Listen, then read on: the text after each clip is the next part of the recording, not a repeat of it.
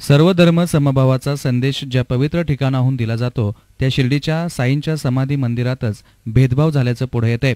केवळ परजातीय मुलीशी विवाह केला म्हणून मंदिरातील पुजारी राजेंद्र पाठक यांना वरिष्ठांसह सहकारी कर्मचाऱ्यांकडून मानसिक त्रास देण्याचं काम गेल्या काही दिवसांपासून सुरू होतं। मानसिक छळासह जादा काम आणि सतत दिला जाणारा त्रास यामुळे राजेंद्र पाठक यांचा मृत्यू झाला। अवघ्या वयाच्या 29व्या वर्षी पाठक यांना आपला जीव गमवावा लागला। हार्ट अटॅकनं झोपेत मृत्यू झाल्याचं प्रथमदर्शनी वाटत असलं तरी नेमकं मृत्यूचं कारण अद्यापही समजू शकलेलं नाही। शवविच्छेदन अहवाल अजूनही प्रतीक्षेत आहे। सदर प्रकरणी विनाकारण त्रास देणाऱ्या संबंधित मंदिरातील अधिकारी आणि 2 पुजाऱ्यांवर साई संस्थान प्रशासनानं कारवाई करावी अशी मागणी पाठक कुटुंबियांनी केली आहे। याविषयी संस्थानचे पुजारी तथा मयत राजेंद्रचे वडील मनोहर पाठक यांनी सविस्तर माहिती सांगितली।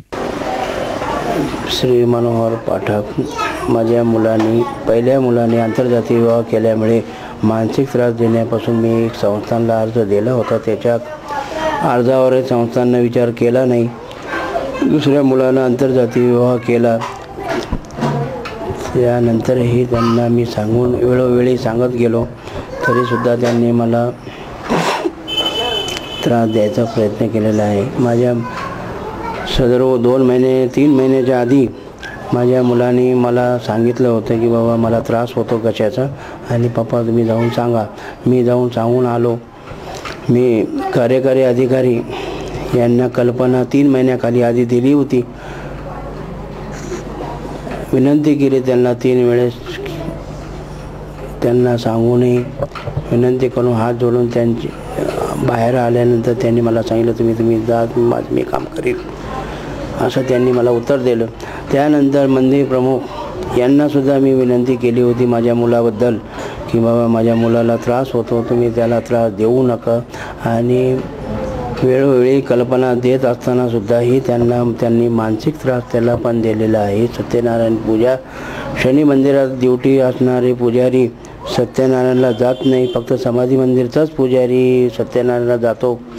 आणि जात असताना यांनी त्यांना जाणूनबुजून 2 पुजारी आणि मंदिर प्रमुख यांनी त्यांना मानसिक त्रास दिला आणि आंतरजातीय विवाह केल्यामुळे 3 महिन्यापासून पुजारी कोणीही आम्हाला दोघाही बाप लेकाला कोणीही बोलत नव्हतं।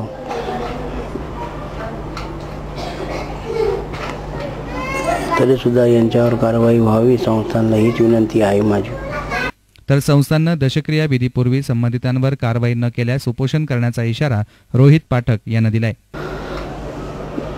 आमचे मोठे बंधू स्वर्गीय राजेंद्र मनोहर पाठक यांचं 12/10/2016 दिनांक रोजी 4:30 वाजता हृदय विकाराने निधन झाले।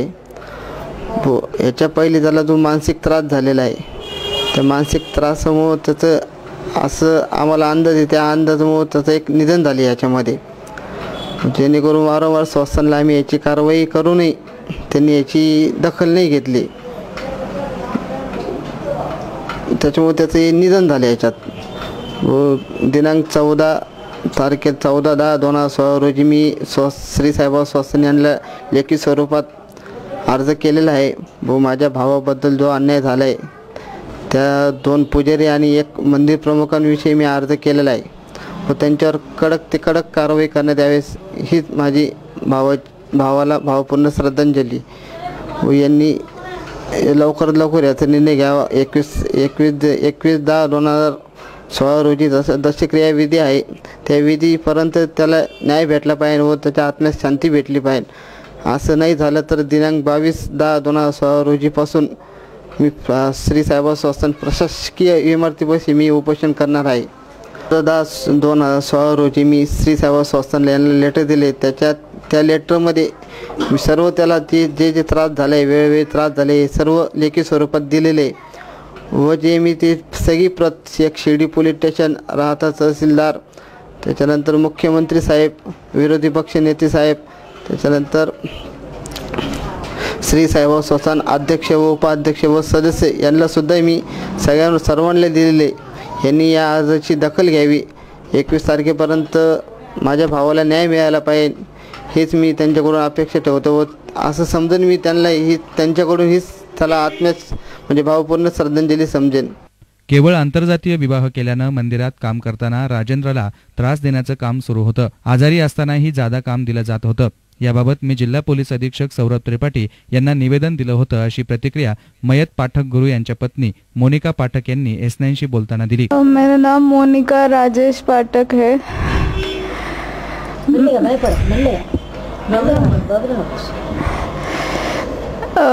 हम दोनों ने अंतरजातीय विवाह किया था, इसलिए उसको ज़्यादा प्रॉब्लम किया संस्थान लोगों ने. ज़्यादा बार हमने रिक्वेस्ट किया, ऐसा कुछ नहीं है, लेकिन वो मंदिर में ड्यूटी भी नहीं दिया 1 मंथ के लिए मेरे से शादी होने के बाद में उसको डिपार्टमेंट चेंज करो ऐसा बोला था. लेकिन बाबा का ऐसा संस्थान में नहीं होना है, क्या है कि सबका मालिक एक है बोलते हैं बाबा. So all are one to God. कुछ भी हो इसको डेली बोलते थे. मेरे को एक इसका कोलीग्स है, 2 पुजारी वो मेरे को सता रहे, और एक है छोटी भी मेरे को सता रहे. तुम तो कुछ करो, तुम तो कुछ करो. मेरे को भी इधर का लैंग्वेज नहीं आता है, लेकिन मैंने अहमदनगर जाके उधर का SP को रिपोर्ट किया था. वो इधर पुलिस स्टेशन भी नहीं आता, लेकिन कुछ फ़ायदा नहीं है. उसके साथ ज़्यादा गलत हो गए है. डेली उसको ड्यूटी देते सुबह का 1 मंथ से शनि मंदिर में, और सत्यनारायण 3 बैच को भेज देते. उसको थ्रोट इन्फेक्शन है, ट्रांसल्स का प्रॉब्लम है. डॉक्टर ने बोला कुछ ऐसा ज़्यादा स्ट्रेस मत लो, थोड़ा आराम करो. 1 मंथ के लिए मेडिसिन भी दिया था, लेकिन वो HOD को भी बोला था सर मेरे को ऐसा प्रॉब्लम है सर, मैंने सत्यनारायण को नहीं जा सकता है सर, थोड़ी देर आराम करता हूँ. तो भी उसको ज़्यादा भेजा था. सब ब्लड प्रेशर की वजह से, सब टेंशन की वजह से इसको ऐसा हो गया था. डेली वो रोते थे, मेरे को ऐसा हो रहे मंदिर में.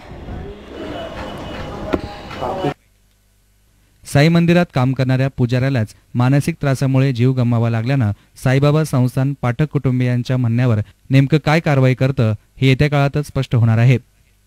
Bureau report S9 media, Shirdi.